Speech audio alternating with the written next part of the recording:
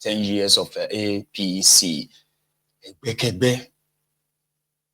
Number one, the land on which they built their supposed structure is owned by McCarthy.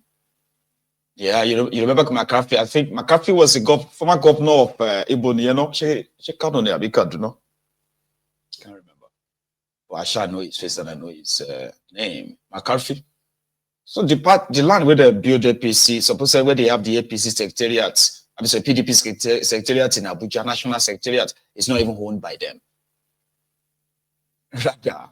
You know, because the whole thing is that they only use the party as a vehicle, right? From 1999 up to this moment, yeah, at least, more than 30 to 40% of those who have been lawmakers in Abuja, right? They all have lands in Abuja. Almost that's more than 50% of those who have been governors in Nigeria, they all have land in Abuja. And most of them didn't pay a dime for all the lands. Do you understand what I mean, right? So they just allocate it to themselves, cash and carry. They will take it from this one, give it to this one. Another one will come later in 5 years, take it from this one, give it to that one. It's like a bazaar. It's like nobody actually owns any land in Abuja, though. Saying, not even the supposed the former ruling party of Nigeria. So they had to go and do their supposed important, very, very important emergency leadership meeting inside Bala Muhammad's guest house, Bauchi Governor's Lodge. Because they've been shut out already. And look at their faces. The remaining PDP governors, you probably don't even know how many of them are still PDP. Because majority of them are going to join Kolu before the end of this year and latest by the middle of next year. But this person will not allow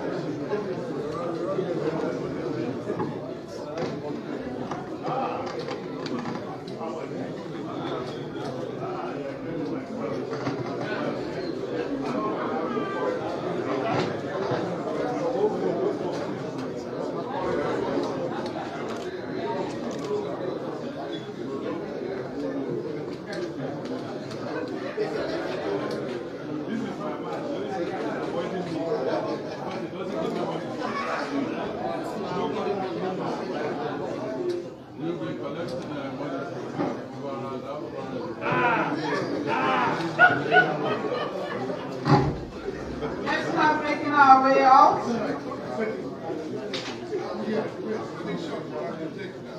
Gentlemen of the press, thank you for like I can imagine, right? Some of them there who are like were the weakest friends, right? They would just be like, "Hello, Wike, yes, some. Are you bad, though?" Like that, like, "Wike, you bad, though? You be bad boy. The whole you don't shut down the whole PDP party, like so PDP secretariat," and they will laugh at, kind of like laugh it off. You know. And here is what their chairman, acting chairman, had to say, because I think it was 2 weeks ago, they set up a reconciliatory committee led by Sarakonda, that's Saraki, to help reconcile those who have any problem with the PDP. Atiku is already negotiating with coalition. We don't know those who is who that's following him to anywhere, right? And we don't know if any government is actually going to follow him to anywhere as well. But they've kind of come out to say, no, they're not going to be part of any coalition. Rather, everybody should come and join them, sort of. So they said that they were going to have a convention so that they can possibly choose their new party leadership. And all this wahala with the Wike will be done for. And the new set of people could probably take charge. Now they won't be doing that, because they don't even have a secretariat, they don't even have an office. Like all this money, the forms they sell, like what do they use the money for? Do they just collect all this money from their aspirants, candidates, and they just blow the money? And we're talking about billions of naira. People who are selling a form, presidential form, governorship form, millions and millions of naira, and there are thousands of people who pay them. So what happened to that money? Anyway, here is how they reacted to them being shot out of their own headquarters. It's going to be interesting. What's that guy's name again? Doesn't matter. The press, as you can see, we just adjourned our meeting for today, tomorrow, 10 o'clock. This meeting is going to continue. We just set up a small committee that will give us a report tomorrow morning, and we'll continue. I will address you properly by the time we conclude our meeting tomorrow. And I want to use this opportunity to tell you that you can see, I'm sure you are aware that our office has been sealed. Yes. This is the height of irresponsibility from this government. If they are encouraging it, we are not going to take it lightly.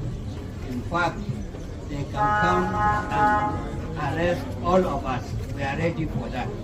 But we condemn this in totality, and is the higher sense of irresponsibility, and we will not tolerate it. They are trying to mar democracy, and this is unacceptable.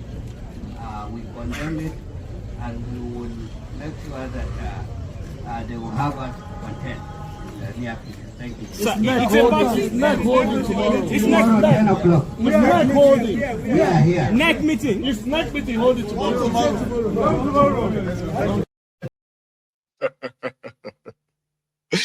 We're here.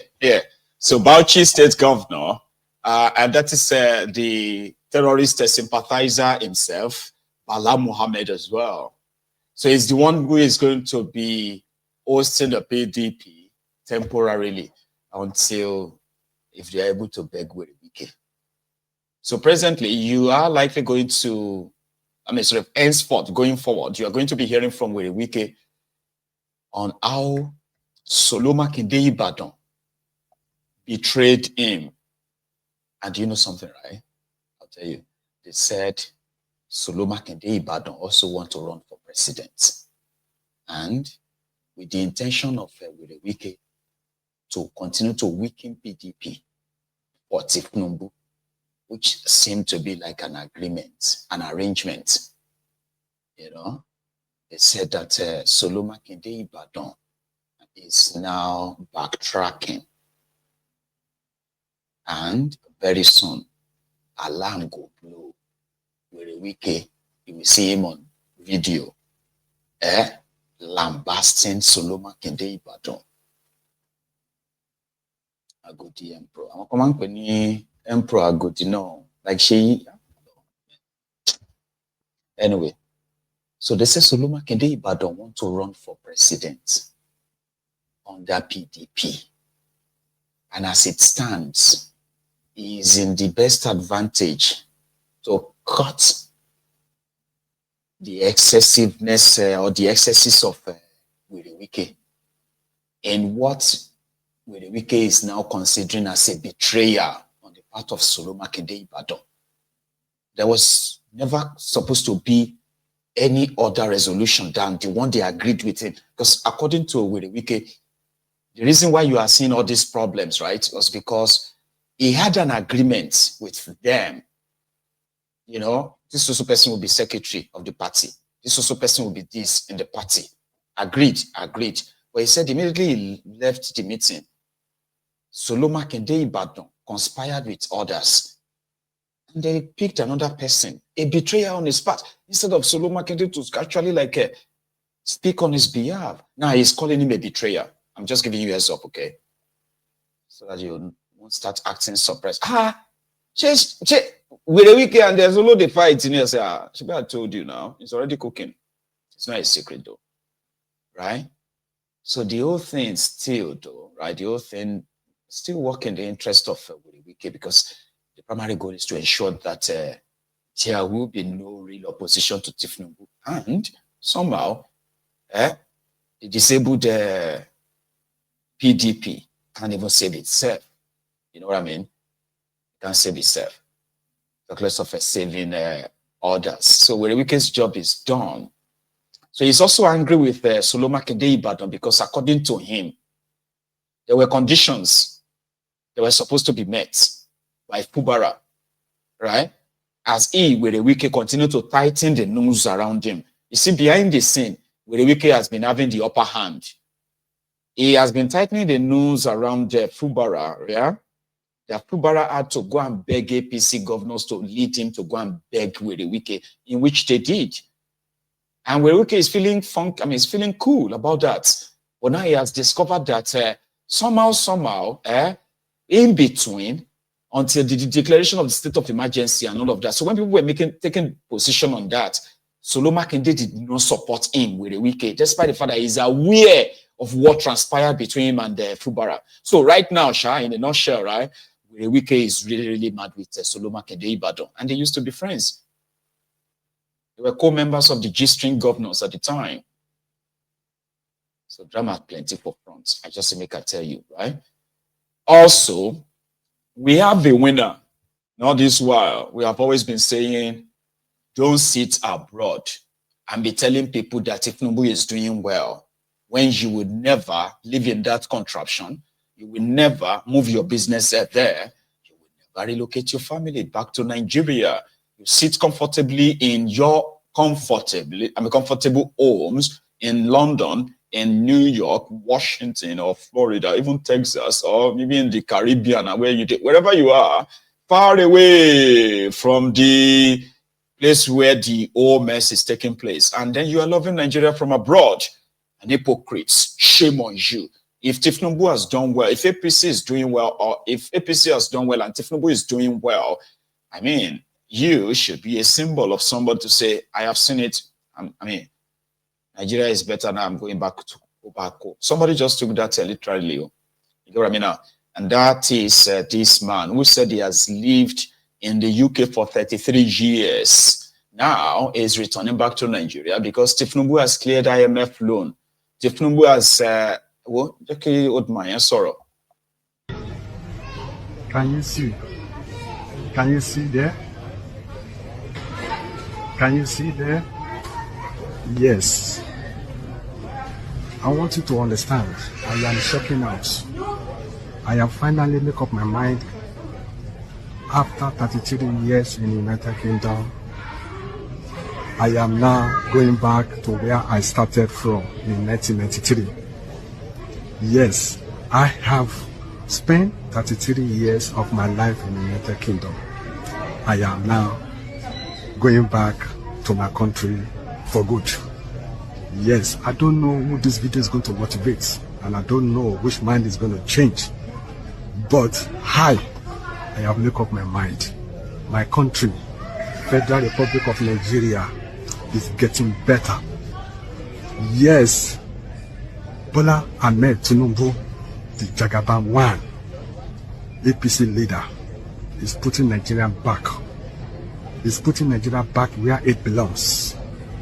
Yes, I'm telling you, debt, IMF release, no Nigerian name in IMF loan.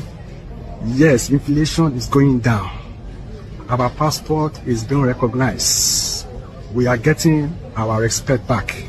Electronic check-in, check-out. Yes, no waiting in the passport office. Everything is getting better. Jagaban have been putting our country back.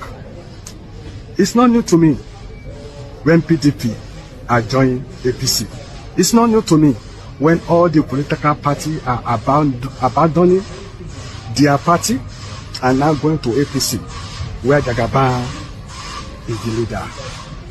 Yes, your mandate, I am stand. On your mandate, I am stand, Bola. On your mandate, I am stand, and I will continue to stand as I make up my mind to come back home. Yes. I am sorry. All the jappers, you came at the wrong time. I have to tell you this. Yes, many of us that have been here for quite a long time will tell you, you arrived at the wrong time. The United Kingdom is over, it's finished. America is finished. All Europe, they are all finished. There is nothing that is important there right now. UK is finished. You need to start to think how to return back home. It's not too late for you, all the jackpots that arrived recently. All right, I need to tell you there's a lot to talk about, but this is to tell you, hi, I am shaking back. I am returning back to my country where I started 33 years ago. Yes, thank you. This is Series 1. More are still coming. That is what we have been encouraging. Okay? If you are a Ronuku, Abroadian bat idiot, Abroadian bastard, Abroadian Ronu bandit, Abroadian Ronu Nazi, the best you can do right now is to return back to Nigeria en masse. Because only you can show the world how great Kolu has made the contraption. America is finished. UK is finished. Europe is finished. On his mandate, I am stand. And there are none like that. You do not have to love the contraption from abroad. It is hypocrisy for you to sit in London, for you to sit in America, for you to sit anywhere and begin to tell those who are the direct victims of this failed contraption that they are ungrateful.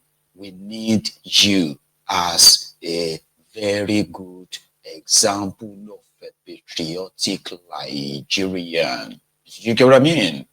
Look at that old man. He has lived in the UK for 33 years. There are some others like him, pretty much like a waste. And guess what? Let me tell you a story about some of them. How some of them became very much visible today, especially those ones who are like the Yorubas, like that man that you just watched, okay? Do you remember that some of these guys, they left Nigeria? This one is not too old. He said 33 years ago. That's like in the 90s, okay? So that's not too long. There are some of them who have been abroad, who left Nigeria, right? 50 years ago, 60 years ago. Guess what? Most of them, right? It's not like they didn't leave Nigeria as a japa like we are witnessing now. Some of them were sent away by their communities to go on scholarship, to go on, sure you get, just go this and come back to come and add value to this community.